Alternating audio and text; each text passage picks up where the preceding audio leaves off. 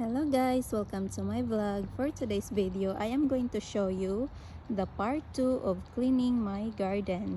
Ayan, so as you noticed, I cleaned up this area of my garden.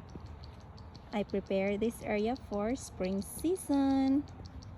Alright, so ayan, wala na siya masyadong mga weeds. Ayan, kasi nalilinis ko na po siya kanina. And that's my garden. Ito po muna for this time. I am just cleaning it like step by step kasi pag i-clean ko ito lahat, lacking po ang time ko guys. Ayan, so for now, ito lang po muna ang nililinisan ko po. Ayan, so ngayon, itutur ko po kayo sa aking apple tree. Ayan. So, this is my apple tree.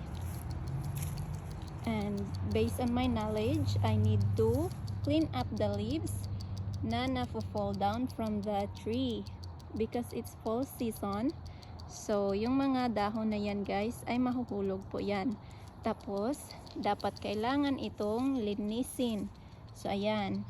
Ako nang gitapok diha ang mga leaves nga nahuhulog from the tree. Kukunin ko po yan later guys. Ayan, so ito po muna. So ang ginawa ko po dito guys, kasi napakalaking area na lilinisan ng dahon, gumamit po ako ng lawnmower para i-chop lang yung mga leaves, tapos babalik yun doon sa grass para maging abono. Kagaya niyan, at chop lang po yan guys. Ayan, so the area na hindi ko po makayang kunin sa mower ay ginagamitan ko ng rake kagaya dito.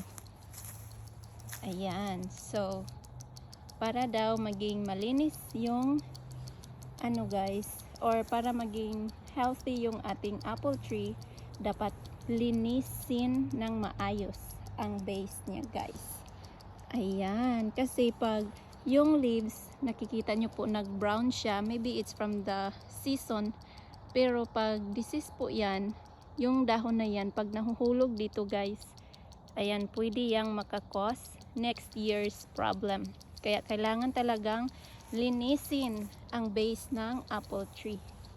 Ayan, so ngayon guys, ipapakita ko po sa inyo ang aking munting watermelon. Ayan, napakaliit niya guys, so cute. It's so late for the season and I just covered it with that screen para protektahan from the animals. Medyo malaki lang po yan for the squirrel, but I don't have any kind of screen to protect it. Yan lang po muna. So hindi ko po ito kinakat dito guys, kasi yung ano, dito po yan nag-start yung watermelon natin.